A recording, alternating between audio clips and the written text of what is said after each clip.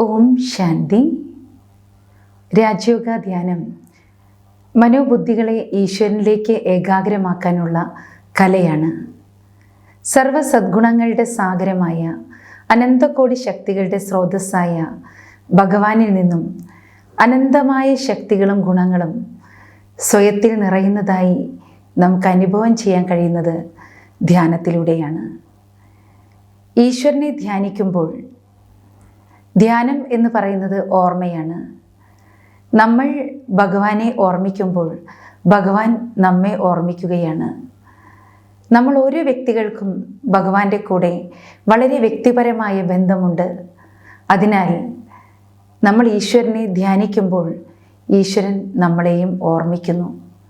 അതിനാൽ നമ്മളും ഈശ്വരനും തമ്മിലുള്ള ഒരു അനശ്വരമായ ആത്മബന്ധം ഊട്ടി ഉറപ്പിക്കാൻ നമ്മളെ സഹായിക്കുന്നത് ധ്യാനമാണ്. ഈ രാജയോഗ ധ്യാനം നമ്മൾ ചെയ്യുമ്പോൾ ആദ്യം നമ്മൾ ധ്യാനിക്കുന്ന നമ്മൾ ആരാണ് എന്നുള്ള തിരിച്ചറിവ് നമുക്ക് ആവശ്യമാണ്. നമ്മളിലെ യഥാർത്ഥമായ നമ്മൾ ആരാണ് എന്നുള്ള കണ്ടെത്തലാണ് ധ്യാനത്തിൻ്റെ ആദ്യത്തെ പടി. ഞാൻ ആരാണ്? ഈ ചോദ്യത്തിന് ഉത്തരം തേടി നടന്നവരാണ് മഹത് പുരുഷന്മാരും തത്വചിന്തകന്മാരും ബുദ്ധിജീവികളും ഋഷിവര്യന്മാരും. എന്നാൽ നമ്മളിലെ യഥാർത്ഥമായ നമ്മൾ ആരാണ് എന്ന് നമ്മൾ ചിന്തിക്കുമ്പോൾ നമുക്ക് മനസ്സിലാക്കാൻ കഴിയും. ഞാനെന്ന് പറയുന്നത് ഒരു ദിവസം എത്രയോ തവണ നമ്മൾ ഞാനെന്ന് പറയുന്നു. ഞാനെന്ന് പറയുമ്പോൾ നമ്മൾ എപ്പോഴും വിചാരിക്കും, കണ്ണാടിയുടെ മുന്നിൽ കാണുന്ന ഈ രൂപമാണ് ഞാൻ. ഞാനെന്ന് പറയുന്നത് ഈ രൂപമാണോ? ഈ ശരീരമാണോ? ഈ ശരീരം എന്ന് പറയുന്നത് ഒരു പിടി ചാരമാകുന്ന, ഒരു പിടി മണ്ണായിത്തീരുന്ന ഒന്നാണ്. ഈ ശരീരം നമുക്ക് എവിടെ നിന്ന് ലഭിച്ചതാണ്? ഈ പ്രകൃതിയിൽ നിന്ന് ലഭിച്ചതാണ്. ഈ ലോകത്തിൽ ജാതി, ധർമ്മം, ഭാഷ, ദേശം ഈ വ്യത്യാസങ്ങളൊന്നുമില്ലാതെ എല്ലാവർക്കും പ്രകൃതി കനിഞ്ഞു നൽകിയിരിക്കുന്നതാണ് ഈ ശരീരം. ഈ ശരീരം പ്രകൃതിയിലെ 5 തത്വങ്ങൾ കൊണ്ട് നിർമ്മിതമാണ്. വായു, ജലം, അഗ്നി, ആകാശം, ഭൂമി. ഈ 5 തത്വങ്ങളാൽ നിർമ്മിതമാണ് ഈ ശരീരം എന്ന് പറയുന്നത്. നോക്ക്, നമ്മൾ ശ്വസിക്കുന്ന വായു ഓക്സിജനാണ്. എങ്കിൽ തീർച്ചയായിട്ടും ഈ ശരീരം നിർമ്മിക്കപ്പെടുന്നതിൽ ഓക്സിജന് പങ്കുണ്ട്. മറ്റ് വാതകങ്ങളൊന്നും തന്നെ നമുക്ക് ശ്വസിക്കാൻ സാധ്യമല്ല.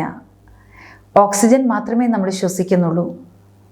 അതുപോലെ തന്നെ പലപ്പോഴും നമ്മുടെ ശരീരത്തിൽ ജലാംശത്തിൻ്റെ കുറവ് സംഭവിക്കുമ്പോൾ നമുക്ക് ദാഹിക്കാറുണ്ട്. ദാഹം തീരുന്നവരെയും നമ്മൾ വെള്ളം കുടിക്കാറുണ്ട്. നമ്മുടെ ശരീരത്തിന് എത്രമാത്രം ജലം ആവശ്യമായിരുന്നോ അത്രയും ജലം നമ്മൾ സ്വീകരിക്കുന്നു. അപ്പോൾ നമുക്ക് മനസ്സിലാക്കാൻ പറ്റും, വായു, ജലം, അഗ്നി, ആകാശം, ഭൂമി ഈ 5 തത്വങ്ങളിലൂടെ നിർമ്മിക്കപ്പെട്ടതാണ് ഈ ശരീരം. പക്ഷേ എപ്പോഴാണോ ഈ ശരീരം നമുക്ക് നഷ്ടമാകുന്നത്, ആ സമയത്ത് ശരീരത്തിലെ വായുതത്വവുമായി വിലയം പ്രാപിക്കുന്നു. ജലതത്വവുമായി വിലയം പ്രാപിക്കുന്നു. അഗ്നിതത്വവുമായി വിലയം പ്രാപിക്കുന്നു. അതായത് ഈ ശരീരം മണ്ണോട് മണ്ണായി കലർന്നു പോകുന്നു. അതിനാൽ ഈ പ്രപഞ്ചത്തിൽ നിന്നും ഈ മണ്ണിൽ നിന്നും നമുക്ക് ലഭിച്ചതാണ് ഈ ശരീരം. എന്നാൽ വീണ്ടും ഈ ശരീരം ഈ പ്രകൃതിയിലേക്ക് തന്നെ മടങ്ങിപ്പോകുന്നു. നമ്മൾ പരസ്പരം കാണുമ്പോൾ നമ്മൾ ദേഹങ്ങളെയാണ് കാണുന്നത്, ശരീരത്തെയാണ് കാണുന്നത്.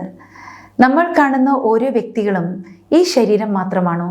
ഈ ശരീരത്തിനുള്ളിലിരിക്കുന്ന ഒരു ചൈതന്യമാണ് ഞാനെന്ന് പറയുന്നത്. നമ്മൾ ഞാനെന്നും പറയാറുണ്ട്, എൻ്റേതെന്നും പറയാറുണ്ട്. എൻ്റെ എന്ന് പറയുന്നത് എനിക്ക് സ്വന്തമായതിനെയാണ്. എൻ്റെ വീട്, എൻ്റെ കാറ്, എൻ്റെ വാച്ച്, അല്ലേ? എൻ്റേതെന്ന് പറയുമ്പോൾ ഞാൻ വേറെയാണ്, എൻ്റേത് വേറെയാണ്. എൻ്റെ കണ്ണുകൾ, എൻ്റെ കാത്, എൻ്റെ കൈകൾ എന്ന് നമ്മൾ പറയാറുണ്ട്. അതായത് ഇതെല്ലാം എൻ്റേതാണ്, പക്ഷേ ഇത് ഞാനല്ല. എൻ്റെ കണ്ണുകൾ എന്ന് പറയുമ്പോൾ കണ്ണുകൾ വേറെയാണ്, ഞാൻ വേറെയാണ്. എൻ്റെ കൈകൾ എന്ന് പറയുമ്പോൾ കൈകൾ വേറെയാണ്, ഞാൻ വേറെയാണ്. എൻ്റെ ശരീരം എന്ന് പറയുമ്പോൾ ശരീരം വേറെയാണ്, ഞാൻ വേറെയാണ്. എൻ്റെ വീട് എന്ന് പറയുമ്പോൾ വീട് വേറെയാണ്, ഞാൻ വേറെയാണ്. അപ്പോൾ ഞാൻ വീടല്ല, ഞാൻ ഈ ശരീരമല്ല, ഞാൻ ഈ ശരീരത്തിനുള്ളിലിരിക്കുന്ന ചൈതന്യമാണ്. ശരീരം വേറെയാണ്, ഞാനാകുന്ന ചൈതന്യം വേറെയാണ്. ഒരു കാറിനെ നിയന്ത്രിക്കുന്ന ഡ്രൈവർ പോലെയാണ് ഞാൻ ഈ ശരീരത്തെ നയിച്ചു കൊണ്ടുപോകുന്നു. ഈ ശരീരത്തിലൂടെ കർമ്മങ്ങൾ ചെയ്യുന്നത് ഞാനാണ്. എന്നാൽ ഞാൻ ഈ ശരീരമല്ല, ഞാൻ ഈ ശരീരത്തിൽ നിന്നും വ്യത്യസ്തമായ ഒന്നാണ്. ശരീരം നശിക്കുന്നതാണ്, എന്നാൽ ഞാൻ അനശ്വരമായ ഒരു ചൈതന്യമാണ്. ഒരിക്കലും നശിക്കാത്ത, ഒരിക്കലും മരിക്കാത്ത ഒരു ചൈതന്യ ശക്തിയാണ് ഞാനെന്ന് പറയുന്നത്. അപ്പോൾ ഞാൻ എന്ന് പറയുന്നത് ആത്മാവെന്ന ചൈതന്യമാണ്. നമ്മളെല്ലാവരും പലതവണ പറയുകയും കേൾക്കുകയും ഒക്കെ ചെയ്തിട്ടുള്ളതാണ്. ആരെങ്കിലും മരിക്കുന്ന സമയത്ത് നമ്മൾ പറയാറുണ്ട്, പോയ ആത്മാവിന് വേണ്ടി കർമ്മം ചെയ്യണം, ആത്മശാന്തിക്ക് വേണ്ടി പ്രാർത്ഥിക്കണം. അപ്പോൾ ഞാൻ ഈ ശരീരമല്ല എന്നുള്ളത് സത്യമാണ്. ഈ ശരീരത്തിൽ നിന്നും പോയതാരാണ്? മരിച്ചു പോയി എന്ന് പറയുമ്പോൾ മരിച്ചതാരാണ്? പോയതാരാണ്? പോയത് ആത്മാവാണ്, എന്നാൽ മരിച്ച് മരവിച്ച് കിടക്കുന്നത് ഈ ശരീരമാണ്. ഈ ശരീരത്തിൽ ഇരുന്ന് ഞാനെന്ന് പറയുന്നത് ആത്മാവെന്ന ചൈതന്യമാണ്. അതുകൊണ്ട് ഗീതയിൽ പറയുന്നു, നൈനം ചിന്തന്തി ശസ്ത്രാണി നൈനം ദഹതി പാവക ന ചൈനം ക്ലേദയന്ത്യാഭോ ന ശോഷയതി മാരുത. ആത്മാവിനെ വാളുകൊണ്ട് വെട്ടിമുറിക്കാൻ സാധ്യമല്ല. അതായത് അസ്ത്രശസ്ത്രങ്ങൾക്ക് ഛേദിക്കാൻ സാധ്യമല്ല, അഗ്നിക്ക് ഇരയാക്കുവാൻ സാധ്യമല്ല, വെള്ളത്തിൽ നനയ്ക്കാനോ വായുവിൽ ഉണക്കുവാനോ ആത്മാവിനെ ഇതിനൊന്നും സാധ്യമല്ല. അതായത് പഞ്ചതത്വങ്ങൾ കൊണ്ട് ആത്മാവിനെ നശിപ്പിക്കുക സാധ്യമല്ല. എന്നാൽ ഈ ശരീരത്തെ നമുക്ക് വാളുകൊണ്ട് വെട്ടിമുറിക്കാം, തീയിലിട്ട് ചാമ്പലാക്കാം, വെള്ളത്തിൽ നനയ്ക്കാം, വായുവിൽ ഉണക്കാം. ആത്മാവിനെ ഒരു പ്രകാരത്തിലും നശിപ്പിക്കാൻ സാധ്യമല്ല. ആത്മാവ് അനാദിയാണ്, അനശ്വരമാണ്. ആത്മാവ് എന്നും ഉള്ളതാണ്. ശാശ്വതമായൊരു സത്യമാണ് ആത്മാവെന്ന് പറയുന്നത്. നമ്മൾ ഓരോരുത്തരും ആത്മാവെന്ന ചൈതന്യ ശക്തിയാണ്. ആത്മാ എന്ന് പറയുമ്പോൾ ആ തമസ്, ഇരുട്ടല്ലാത്തത്, തമസ്സല്ലാത്തത്. ആത്മാവ് വെളിച്ചമാണ്, പ്രകാശമാണ്, പ്രകാശിക്കുന്ന തേജസ്സാണ് ആത്മാവെന്ന് പറയുന്നത്. ആ ആത്മാവ് ഈ ശരീരത്തിൽ എവിടെയാണ് ഇരിക്കുന്നത്? പലപ്പോഴും നമ്മൾ വിചാരിക്കാറുണ്ട് ആത്മാവ് ഹൃദയത്തിലാണ് ഇരിക്കുന്നത്. പക്ഷേ ഹൃദയത്തിന് തകരാറ് സംഭവിക്കുമ്പോൾ പ്ലാസ്റ്റിക് ഹൃദയം വെച്ചും ജീവിക്കുന്ന ആളുകളുണ്ട്. വളരെ കുറച്ച് കാലം ഇനിയും പ്ലാസ്റ്റിക് ഹൃദയം വെച്ചുകൊണ്ട് ജീവിക്കാൻ പറ്റും. അപ്പോൾ ഈ ഹൃദയം ഇല്ലെങ്കിലും നമുക്ക് ജീവിക്കാൻ കഴിയും. അതുകൊണ്ട് ഒരിക്കലും ഹൃദയത്തിലല്ല ആത്മാവിരിക്കുന്നത്. ഈ ശരീരമാകുന്ന കാറിനെ നിയന്ത്രിക്കുന്ന ഡ്രൈവറാണ് ആത്മാവ്. ഈ ശരീരം ഒരു രഥമാണെങ്കിൽ അതിലെ സാരഥിയാണ് ആത്മാവ്. ഈ ശരീരം ഒരു വിളക്കാണെങ്കിൽ അതിലെ ദീപമാണ് ആത്മാവ്. ദീപമില്ലാത്ത വിളക്കിനെ ആരും വന്ദിക്കുന്നില്ല. ആ ദീപത്തിന് വേണ്ടിയാണ് വിളക്ക് നിലകൊള്ളുന്നത്. അതേപോലെ ആത്മാവിന് വേണ്ടിയാണ് ഈ ശരീരമുള്ളത്. ശരീരത്തിന് വേണ്ടിയല്ല ആത്മാവുള്ളത്. ആത്മാവെന്ന ചൈതന്യ ശക്തിയിൽ 3 സൂക്ഷ്മ ഘടകങ്ങളുണ്ട്. എങ്ങനെ ശരീരം ശിരസ്സും ഉടലും കൈയും കാലും ആന്തരിക അവയവങ്ങളും ചേർന്നതാണ്, അതേപോലെ ആത്മാവെന്ന് പറയുമ്പോൾ മനസ്സ്, ബുദ്ധി, സംസ്കാരം, ഈ 3 സൂക്ഷ്മ ശക്തികളാണുള്ളത്. അതിൽ മനസ്സ് എന്ന് പറഞ്ഞാൽ എന്താണ്? മനസ്സ് ആത്മാവിൻ്റെ സൂക്ഷ്മ ശക്തിയാണ്. പറയാറുണ്ട്, മുഖം മനസ്സിൻ്റെ കണ്ണാടി. നമ്മുടെ മനസ്സിൻ്റെ എല്ലാ ഭാവങ്ങളും മുഖത്ത് പ്രകടമാകാറുണ്ട്. നമ്മുടെ നമ്മുടെ മുഖഭാവങ്ങളിൽ നമ്മുടെ ചിന്തകളുടെ വ്യത്യസ്തത കാണാൻ സാധിക്കും. നമ്മൾ വളരെ മൂഡ് ഓഫ് ആണെങ്കിൽ നമ്മുടെ മുഖത്ത് കാണാൻ കഴിയും. നമ്മുടെ മനസ്സ് വളരെയധികം സന്തോഷം നിറഞ്ഞ അവസ്ഥയിലാണെങ്കിൽ നമ്മുടെ ഉള്ളിലെ നിറഞ്ഞ സന്തോഷം നമുക്ക് മുഖത്ത് കാണാൻ സാധിക്കും. നമ്മുടെ മനസ്സ് വളരെ ശാന്തമാണെങ്കിൽ അതും നമുക്ക് മുഖത്ത് കാണാൻ സാധിക്കും. അപ്പോൾ നമ്മളിലെ ചിന്തകൾ തീർച്ചയായിട്ടും മുഖത്താണ് പ്രകടമാകുന്നത്. അതായത് മനസ്സെന്ന ആ സൂക്ഷ്മശക്തി ആത്മാവിലാണുള്ളത്. ഇരുപുരിയങ്ങളുടെയും മധ്യത്തിൽ പ്രകാശിച്ചുകൊണ്ടിരിക്കുന്ന ആത്മചൈതന്യത്തിൽ തന്നെയാണ് മനസ്സിനെയും നമുക്ക് കാണാൻ കഴിയുന്നത്. മനസ്സെന്ന് പറഞ്ഞാൽ ചിന്തകളുടെ ഒരു പ്രവാഹമാണ്, ചിന്തിക്കാനുള്ള കഴിവാണ്. നമ്മളുടെ ഭാവനകളും ചിന്തകളും എല്ലാം മനസ്സിലാണ് ഉണ്ടാകുന്നത്. പലപ്പോഴും നമ്മൾ വളരെ ഇച്ഛാശക്തിയോടുകൂടി പ്രവർത്തിക്കുന്നതും നമ്മുടെ മനസ്സിലെ ചിന്തകൾക്കനുസൃതമായിട്ടാണ്. അതിനാൽ നമ്മൾ നമ്മളുടെ മനസ്സിനെക്കുറിച്ച് മനസ്സിലാക്കേണ്ടത് ആവശ്യമാണ്. നമ്മുടെ മനസ്സ് എപ്പോഴും പോസിറ്റീവായ ചിന്തകൾ നിറഞ്ഞതായിരിക്കണം. മനസ്സ് എന്ന് പറയുമ്പോൾ അത് പോസിറ്റീവായ ചിന്തകൾ നിറഞ്ഞതായിരിക്കണം. ശുഭമായ ചിന്തകൾ. ശുഭമായ ചിന്തകൾ എന്ന് പറഞ്ഞാൽ ജീവിതത്തിൻ്റെ ഏത് സാഹചര്യത്തിലും, ഏത് വിപരീത പ്രതിസന്ധികളിലും, ഏതൊരു സമയത്തും നമുക്ക് നമ്മുടെ ശുഭചിന്തകളെ കാത്തു സൂക്ഷിക്കാൻ കഴിയണം. അതിനൊരു ഉദാഹരണം ഞാൻ പറയാം. എന്താണ് പോസിറ്റീവായിട്ടുള്ള ചിന്തകൾ, എന്താണ് ശുഭമായ ചിന്തകൾ? ഒരു വീട്ടിലേക്ക് സായാഹ്ന സമയത്ത് 2 പേര് കയറി വന്നു. അപ്പോൾ വീട്ടമ്മ നോക്കുമ്പോൾ കുറച്ച് പാലേ ഇരിപ്പുള്ളൂ. 2 പേർക്കും ചായ കൊടുക്കണം, പക്ഷേ 1 ഗ്ലാസ് ചായ ഉണ്ടാക്കാനുള്ള പാലേ ഉള്ളൂ. ആ വീട്ടമ്മ ആ പാല് കൊണ്ട് നല്ല 1 ഗ്ലാസ് ചായ ഉണ്ടാക്കി. എന്നിട്ട് 2 പേർക്കും 1/2 ഗ്ലാസ് ചായ വീതം കൊടുത്തു. അപ്പോൾ 2 പേരും ആ ചായ മേടിച്ചു. പക്ഷേ ഒരാൾ വിചാരിച്ചു, ഈ സമയത്ത്, ഈ ത്രിസന്ധി സമയത്ത് ഇവർ 1/2 ഗ്ലാസ് ചായയല്ലേ തന്നുള്ളൂ എന്നാണ് വിചാരിച്ചത്. പക്ഷെ അടുത്ത ആൾ വിചാരിച്ചു, ഈ സമയത്ത് ഒരു 1/2 ഗ്ലാസ് ചായ കിട്ടിയല്ലോ, 1/2 ഗ്ലാസ് ചായ ഉണ്ടല്ലോ എന്നാണ് അവർ പറഞ്ഞത്. അപ്പം ഇതിൽ നമുക്ക് മനസ്സിലാക്കാൻ കഴിയും, 1/2 ഗ്ലാസ് ചായ ഉണ്ടല്ലോ എന്ന് പറഞ്ഞ് എത്ര സന്തോഷത്തോടു കൂടിയാണ് ആ വ്യക്തി ചായ കുടിച്ചത്. എന്നാൽ മറ്റേയാൾ 1/2 ഗ്ലാസ് ചായയല്ലേ ഉള്ളൂ, അവർ 1/2 ഗ്ലാസ് ചായയല്ലേ തന്നുള്ളൂ എന്ന് വിചാരിച്ചപ്പോൾ ചായ കുടിച്ചെങ്കിലും അവരുടെ മനസ്സിന് തൃപ്തിയില്ല, സന്തോഷമില്ല. നമ്മുടെ ജീവിതത്തിൽ നമുക്ക് ലഭിച്ചിട്ടുള്ള ഭാഗ്യം, ഏതെല്ലാം ഭാഗ്യങ്ങൾ ഭഗവാൻ നമുക്ക് നൽകിയിട്ടുണ്ട്, ആ ഭാഗ്യങ്ങളെക്കുറിച്ച് ഓർക്കുമ്പോൾ നമ്മൾ സംതൃപ്തരായിരിക്കണം. അടുത്തതാണ് വ്യർത്ഥമായ ചിന്തകൾ എന്ന് പറയുന്നത്. കഴിഞ്ഞുപോയ ഭൂതകാലത്തിലെ കാര്യങ്ങൾ നമ്മൾ ചിന്തിക്കുമ്പോഴും, അതുപോലെ ഭാവി കാലത്തെക്കുറിച്ച് നമ്മൾ ആശങ്കാകുലരായിത്തീരുമ്പോഴും നമുക്ക് വ്യർത്ഥമായ ചിന്തകൾ ഒരുപാടുണ്ടാകാം. പക്ഷേ എന്തെല്ലാം നമ്മുടെ ജീവിതത്തിൽ കഴിഞ്ഞു പോയോ അതെല്ലാം നമുക്ക് നമ്മുടെ ജീവിതത്തിൽ അനുഭവത്തിൻ്റെ വിലപ്പെട്ട പാഠങ്ങൾ സമ്മാനിക്കാൻ വേണ്ടി വന്നതാണ്. എങ്ങനെ? സാഗരത്തിൻ്റെ ബാഹ്യതലത്തിലേക്ക് നമ്മൾ നോക്കുമ്പോൾ ആർത്തിരമ്പുന്ന തിരമാലകളും ആഞ്ഞടിക്കുന്ന കൊടുങ്കാറ്റുകളും പ്രക്ഷുബ്ധമായ കടൽ നമുക്ക് കാണാൻ കഴിയും. സാഗരത്തിൻ്റെ അടിത്തട്ട് ശാന്തമാണ്.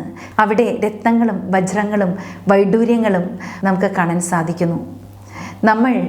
നമ്മളുടെ ജീവിതത്തിൻ്റെയും ബാഹ്യതലത്തിലേക്ക് നോക്കുമ്പോൾ വ്യത്യസ്തമായ അനേക പ്രശ്നങ്ങളും പരിതസ്ഥിതികളും നമ്മൾ നേരിടേണ്ടി വരാറുണ്ട്.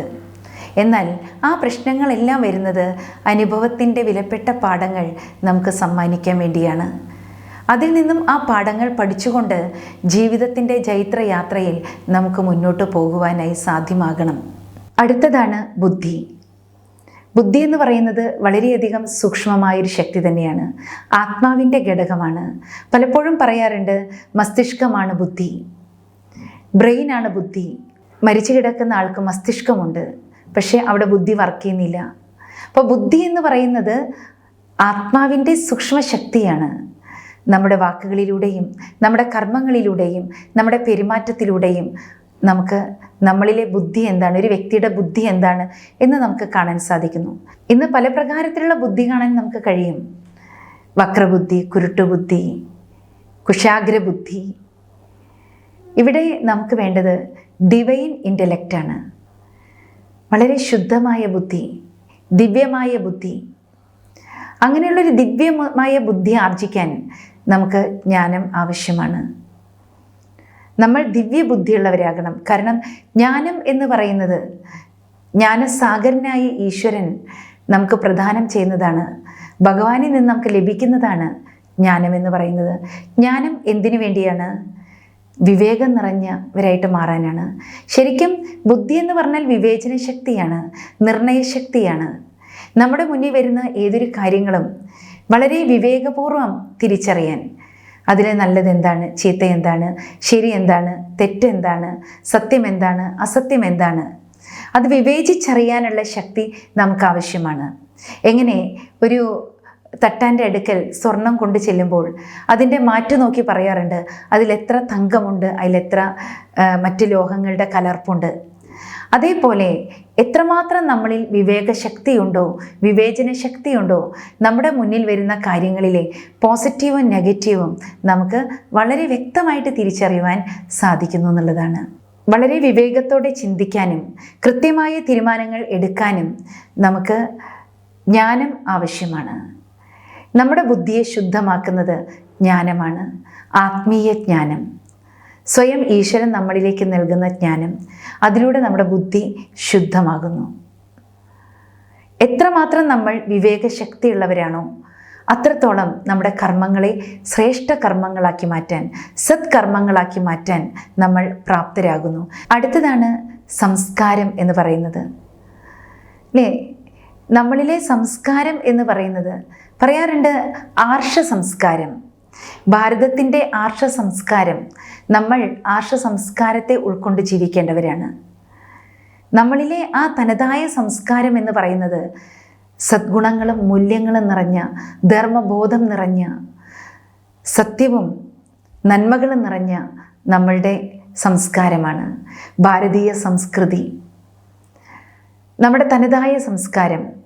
പക്ഷേ ഇന്ന് നമുക്ക് കാണാൻ കഴിയും, ഇന്ന് നമ്മൾ വ്യക്തികളിൽ സദ്ഗുണങ്ങളുണ്ടെങ്കിൽ അതേപോലെ തന്നെ ദുർഗുണങ്ങളുണ്ട്.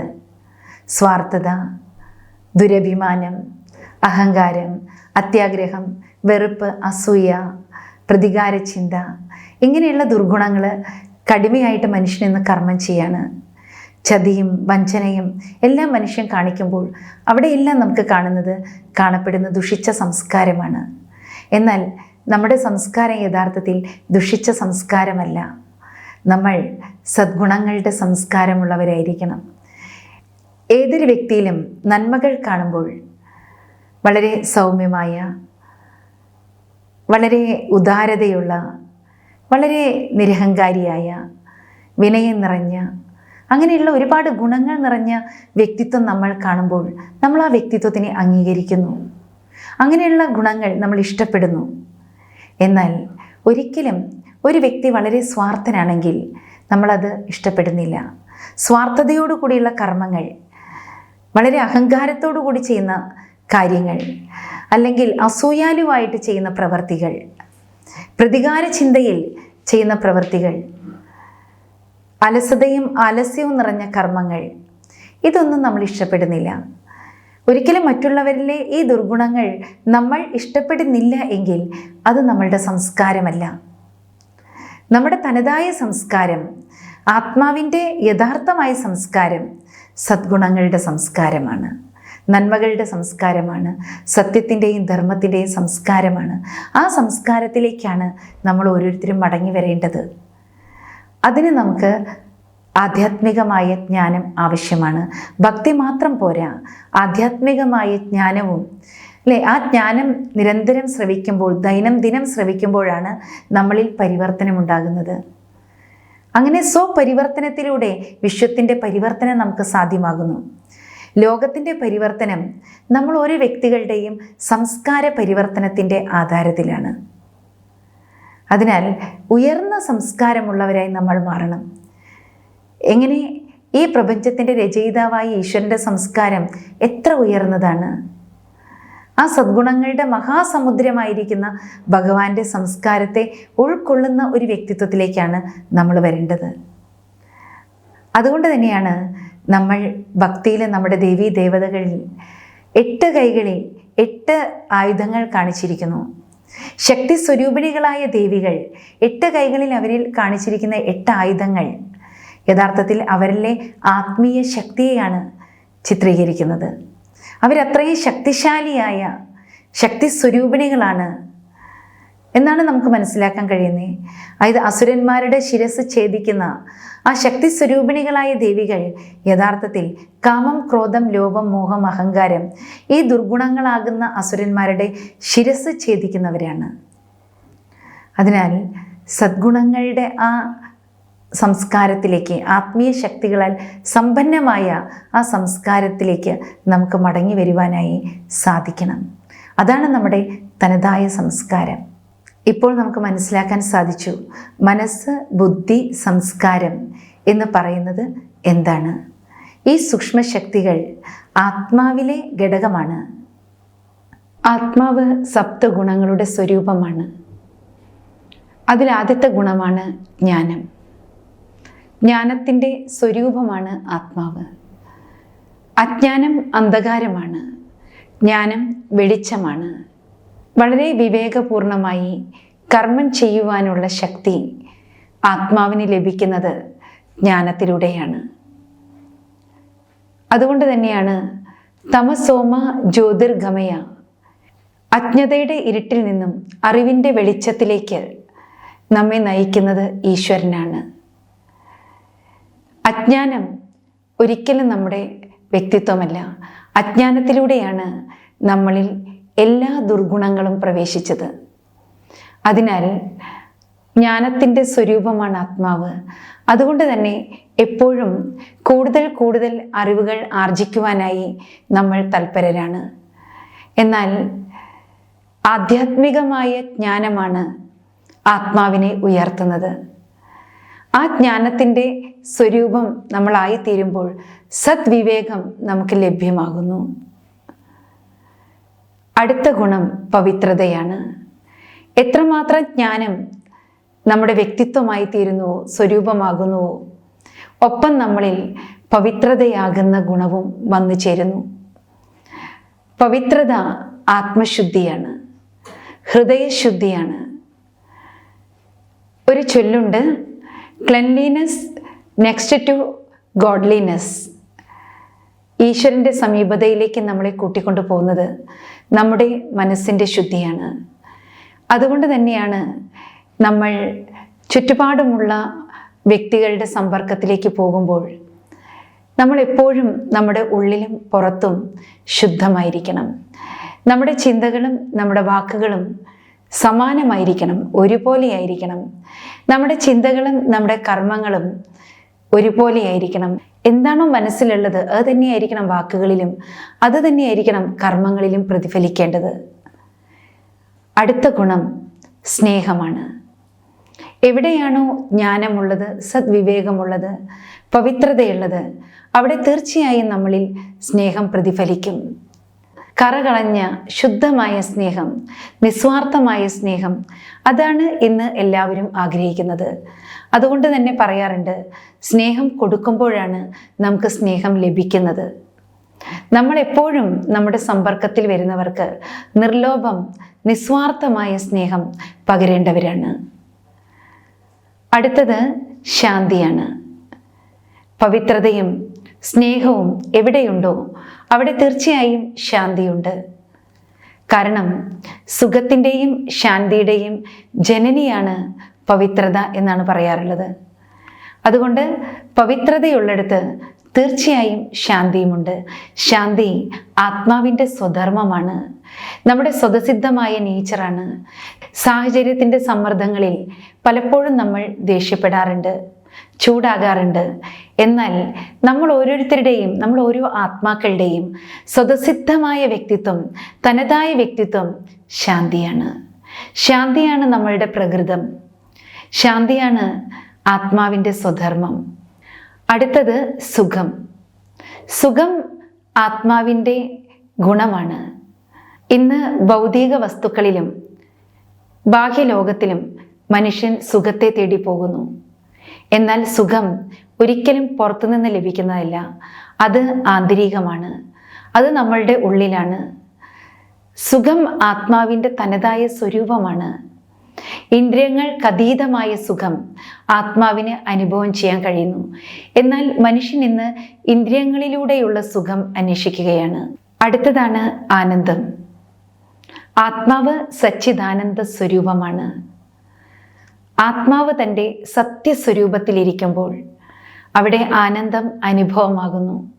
സച്ചിദാനന്ദ സ്വരൂപമായ ആത്മാവ് സ്വയം സത്യത്തിൻ്റെ സ്വരൂപമായതുകൊണ്ട് അത് ആനന്ദത്തിൻ്റെയും സ്വരൂപമാണ്. അടുത്തത് ശക്തി. ആത്മാവ് ശക്തി സ്വരൂപമാണ്. നമ്മൾ ഓരോരുത്തരും ആത്മീയ ശക്തികളാൽ സമ്പന്നമായവരാണ്. നമ്മുടെ മുന്നിൽ വരുന്ന വ്യത്യസ്തമായ വിഘ്നങ്ങളും തടസ്സങ്ങളും നേരിടാനുള്ള ചങ്കൂറ്റവും തൻ്റെടവും ആത്മശക്തിയും തീർച്ചയായും നമ്മളിൽ ഉണ്ടായിരിക്കണം. പലപ്പോഴും നമ്മളിൽ കടന്നുകൂടിയ, ആത്മാവിൽ കടന്നുകൂടിയ ദുർഗുണങ്ങളുടെ സംസ്കാരമാണ് ആത്മാവിനെ ബലഹീനമാക്കിയത്. നമ്മൾ ഈ സപ്തഗുണങ്ങളുടെ സ്വരൂപമാണ്. ജ്ഞാനം, പവിത്രത, സ്നേഹം, സുഖം, ശാന്തി, ആനന്ദം, ശക്തി. ഈ സദ്ഗുണങ്ങൾ ആത്മാവിൻ്റെ തനതായ സ്വരൂപമാണ്. എന്നാൽ നമ്മൾ ഓരോ വ്യക്തികളും പ്രകാശ സ്വരൂപികളായ ആത്മാക്കളാണ് എന്ന് തിരിച്ചറിയാതെ തൻ്റെ ആ ആത്മസ്വരൂപത്തെ മറന്ന് ഞാൻ നശ്വരമായ ഈ ശരീരമാണ് എന്ന് വിചാരിച്ച് നമ്മൾ ജീവിച്ചപ്പോഴാണ് നമ്മൾ ബലഹീനരായത്. നമ്മളിലേക്ക് എല്ലാ ദുർഗുണങ്ങളും വന്നത്. നമ്മൾ ഓരോ ജീവാത്മാവും അനേക ജന്മജന്മാന്തരങ്ങളിലൂടെ യാത്ര ചെയ്തു. ഈ ജന്മങ്ങളുടെ യാത്രയിൽ നമ്മൾ നമ്മുടെ സ്വതസിദ്ധമായ ആ സദ്ഗുണങ്ങൾ നമുക്ക് നഷ്ടമായി. അവിടെ ദുർഗുണങ്ങളുടെ കലർപ്പുകൾ ഉണ്ടായി. എന്നാൽ വീണ്ടും നമ്മൾ ആ സദ്ഗുണങ്ങളുടെ സ്വരൂപമായി മാറണം. അതിനാണ് നമ്മളിപ്പോൾ ഈ ജ്ഞാനം ശ്രവിക്കുന്നത്. ഇനി നമ്മൾ അറിയേണ്ടത് നമ്മൾ എവിടെ നിന്ന് വന്നു, നമ്മൾ എവിടേക്കാണ് മടങ്ങിപ്പോകുന്നത്. യഥാർത്ഥത്തിൽ നമ്മൾ ഓരോ ആത്മാക്കളുടെയും വീട് എവിടെയാണ്? നിരന്തരം പരിണാമത്തിന് വിധേയമായിക്കൊണ്ടിരിക്കുന്ന ഒരു ലോകത്തിലാണ് നമ്മളെല്ലാവരും ജീവിക്കുന്നത്. ഈ ഭൂമിയാകുന്ന നാടകവേദിയിൽ നമ്മൾ ഓരോ വ്യക്തികളും നമ്മുടെ പാർട്ട് അഭിനയിച്ചുകൊണ്ടിരിക്കുകയാണ്. ഇതിനെല്ലാം അപ്പുറത്തേക്ക് നമ്മൾ യാത്ര ചെയ്യുമ്പോൾ സൂര്യചന്ദ്ര താരാഗണങ്ങൾക്കും അപ്പുറത്ത്, മൈലുകൾക്കപ്പുറത്തേക്ക് നമ്മൾ മനസ്സുകൊണ്ട് ഒരു യാത്ര ചെയ്യുകയാണെങ്കിൽ അവിടെ നമുക്ക് കാണാൻ സാധിക്കും ഒരു സബ്റ്റിൽ വേൾഡ്. അതിനെ സൂക്ഷ്മലോകം എന്നാണ് വിളിക്കുന്നത്. ബ്രഹ്മ, വിഷ്ണു, ശങ്കരൻ, ഈ ത്രിദേവതകൾ വസിക്കുന്ന ഒരു സൂക്ഷ്മ ദേവലോകമാണിത്. അതൊരു പ്രകാശത്തിൻ്റെ ലോകമാണ്. ആ ലോകത്തെ ചലനാത്മകമായ ലോകം എന്ന് നമുക്ക് വിളിക്കാം. ഭൂമിയെ നമ്മൾ പറയുന്നത് സംസാര ലോകം, ടോക്കി വേൾഡ് എന്നാണ്. എന്നാൽ സൂക്ഷ്മമായ ആ ദേവലോകത്തെ നമ്മൾ വിളിക്കുന്നത് മൂവി വേൾഡ് എന്നാണ്. അതിന് മുകളിലേക്ക് നമ്മൾ യാത്ര ചെയ്യുമ്പോൾ, മൈലുകൾക്കപ്പുറത്തേക്ക് നമ്മൾ യാത്ര ചെയ്യുമ്പോൾ അവിടെ നമുക്ക് വളരെ ശാന്തി നിറഞ്ഞ ഒരു ലോകം കാണാൻ സാധിക്കും. സ്വർണ്ണ ചുവപ്പ് പ്രകാശം വ്യാപിച്ചിരിക്കുന്ന അനന്തമായ ലോകം. ആ അനന്തമായ ലോകത്തിലാണ് പ്രപഞ്ചനാഥനായിരിക്കുന്ന, ഈ വിശ്വത്തിൻ്റെ രചയിതാവായിരിക്കുന്ന പരമാത്മാവ് നിവസിക്കുന്നത്. അതുകൊണ്ട് ആ ലോകത്തെ പരലോകം എന്ന് വിളിക്കാറുണ്ട്. ആ ലോകത്തെ ബ്രഹ്മലോകം എന്ന് നമ്മൾ വിളിക്കുന്നു.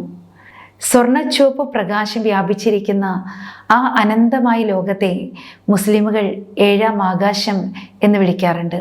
അത് സൈലൻസ് വേൾഡാണ്. പരമമായ ശാന്തിയുടെ സ്ഥാനമാണത്. ഈ ഭൂമിയിൽ അനേക ജന്മങ്ങൾ പാർട്ട് അഭിനയിച്ചതിന് ശേഷം നമുക്ക് വിശ്രമം ലഭിക്കുന്ന നമ്മുടെ വിശ്രമപുരി, നമ്മുടെ ഗൃഹം, അല്ലേ? നമ്മളെപ്പോഴും അങ്ങനെയല്ലേ? നമ്മൾ ജോലിക്ക് പോയി, രാവിലെ ജോലിക്ക് പോയി, ഓഫീസിൽ പോയി, രാവിലെ മുതൽ വൈകിട്ട് വരെയും നമ്മൾ ജോലികൾ ചെയ്തു. അത് കഴിഞ്ഞ് നമ്മൾ തളർന്ന് നമ്മുടെ വീട്ടിലെത്തുമ്പോഴാണ് വിശ്രമിക്കുന്നത്.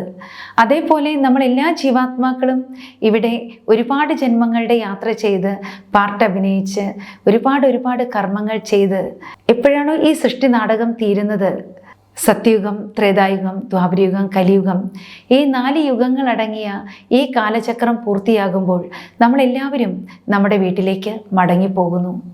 ഈ ഭൂമിയിലുള്ള 850 കോടി ആത്മാക്കൾക്കും മുക്തി ലഭിക്കുന്ന ഇടം ആ ബ്രഹ്മലോകമാണ്.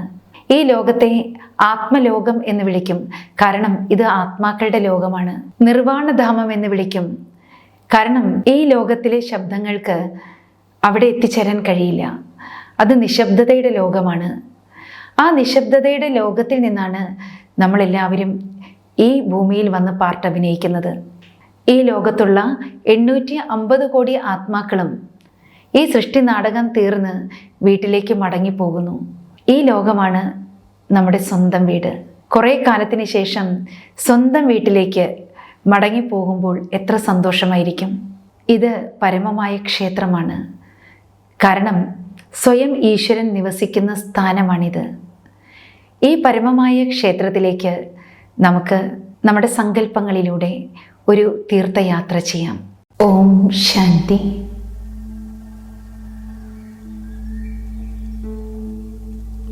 ബാഹ്യലോകത്ത് നിന്നും എൻ്റെ ചിന്തകളെ വേർപെടുത്തുകയാണ്. ഞാനെന്ന ആത്മാവിലേക്ക് കേന്ദ്രീകരിക്കുകയാണ്. ഞാൻ പുരികമധ്യത്തിൽ പ്രകാശിച്ചുകൊണ്ടിരിക്കുന്ന ആത്മചൈതന്യമാണ്. ഒരിക്കലും നശിക്കാത്ത, ഒരിക്കലും മരിക്കാത്ത അനശ്വരമായ ആത്മചൈതന്യമാണ് ഞാൻ. ആത്മാവായ ഞാനാണ് കണ്ണുകളിലൂടെ കാണുന്നതും കാതുകളിലൂടെ കേൾക്കുന്നതും വാമുഖേന സംസാരിക്കുന്നതും കർമ്മങ്ങൾ ചെയ്യുന്നതും കർമ്മഫലങ്ങളായ സുഖദുഃഖങ്ങൾ അനുഭവിക്കുന്നതും ആത്മാവായ ഞാനാണ്. പുരികമധ്യത്തിൽ ദിവ്യഗുണങ്ങളുടെ പ്രകാശം പ്രസരിപ്പിച്ചുകൊണ്ടിരിക്കുന്ന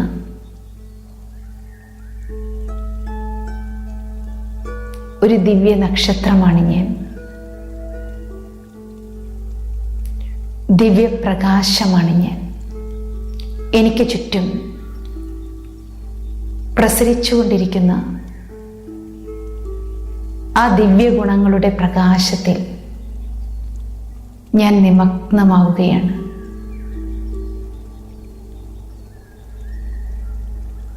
ശാന്തിയുടെ പ്രകാശമാണ് ഞാൻ.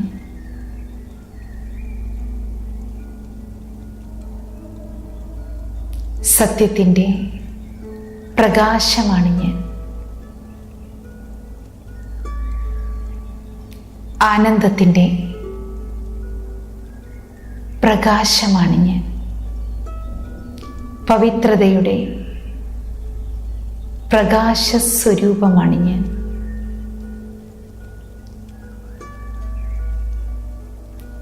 ശക്തിയുടെ പ്രകാശമാണ് ഞാൻ.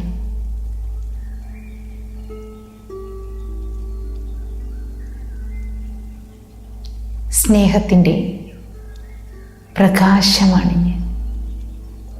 ഈ ഭൂമിയാകുന്ന നാടകവേദിയിൽ ദേഹമാകുന്ന വേഷങ്ങളണിഞ്ഞ് നിരവധി പാർട്ടുകൾ അഭിനയിച്ച അനേക വ്യത്യസ്തമായ വേഷങ്ങളിൽ വ്യത്യസ്തമായ പേരുകളിൽ പാർട്ടുകൾ അഭിനയിച്ച ആത്മാവാണ് ഞാൻ. ഈ ദേഹമാകുന്ന വിളക്കിൻ്റെ പ്രകാശമാണ് ഞാൻ. ഈ ദേഹമാകുന്ന രഥത്തിൻ്റെ സാരഥിയാണ് ഞാൻ. ആത്മാവായ എൻ്റെ ഗൃഹം ബ്രഹ്മലോകമാണ്, പരമധാമമാണ്. ഞാൻ എൻ്റെ ആത്മീയ അച്ഛൻ്റെ അരികിലേക്ക്, പരമധാമത്തിലേക്ക് സങ്കല്പത്തിലൂടെ ഒരു തീർത്ഥയാത്ര ചെയ്യുകയാണ്.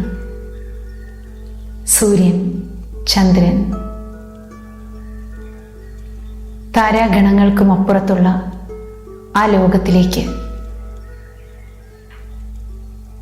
ഞാൻ മനസ്സുകൊണ്ട് ഒരു തീർത്ഥയാത്ര പോകുന്നു. ആത്മാവായ ഞാൻ, പ്രകാശസ്വരൂപമായ ഞാൻ, എനിക്ക് തൊട്ടുമുകളിലായി പ്രകാശം ചൊരിഞ്ഞുകൊണ്ടിരിക്കുന്ന തേജസ്സുറ്റ പ്രകാശബിന്ദുവിനെ ഞാൻ കാണുന്നു. ആ പരമപ്രകാശരൂപനായ ഭഗവാന്റെ സമീപത്തേക്ക് ഞാൻ ചെല്ലുകയാണ്.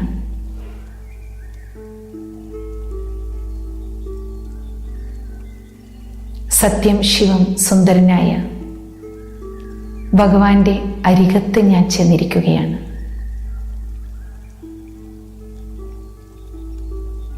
ഭഗവാന്റെ സ്നേഹവാത്സല്യങ്ങൾ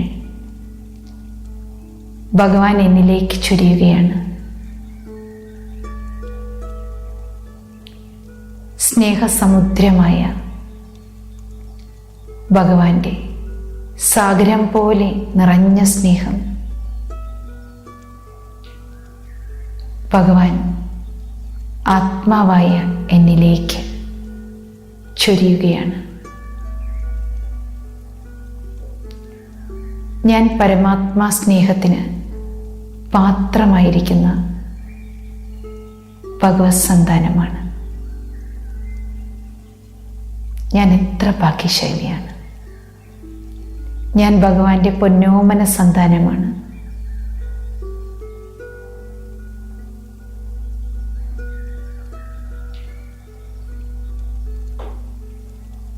ഭഗവാൻ തൻ്റെ സർവഗുണങ്ങളും സർവശക്തികളുടെയും പ്രകാശം ആത്മാവായ എന്നിലേക്ക് ചൊരിയുകയാണ്.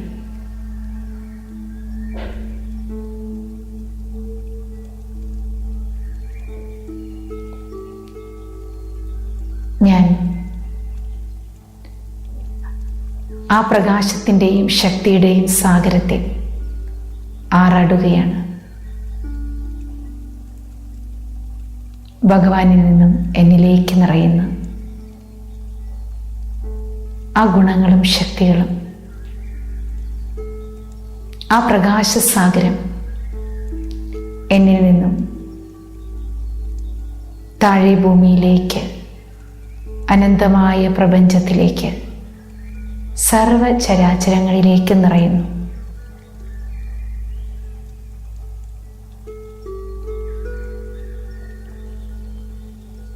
മുഴുവൻ ഭൂമിയിലുമുള്ള മാനവരാശിക്കും ജീവജന്തുക്കൾക്കും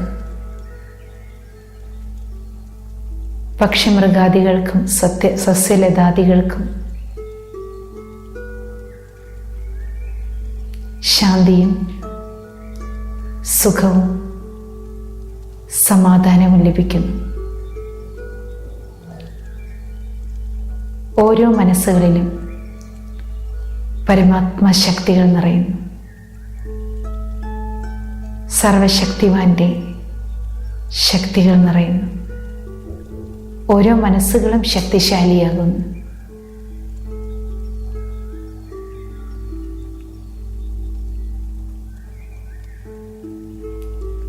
ലോകം മുഴുവൻ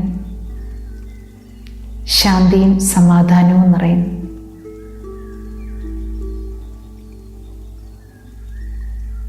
ലോക സമസ്ത സുഖിനോ ഭവന്തു. അത്യധികം സ്നേഹത്തോടെ ഭഗവാനോട് വിട ചോദിച്ചുകൊണ്ട് ഞാൻ ആത്മാവ് ഭൂമിയിലേക്ക് മടങ്ങുകയാണ്. സൂര്യ ചന്ദ്ര താരാഗണങ്ങൾക്കിടയിലൂടെ പറന്ന് ഞാൻ താഴേക്ക് വരികയാണ്. ഞാൻ ഭൂമിയിൽ എത്തിച്ചേരുന്നു. ഈ ശരീരത്തിൽ പുരിക മധ്യത്തിൽ പ്രവേശിക്കുകയാണ്.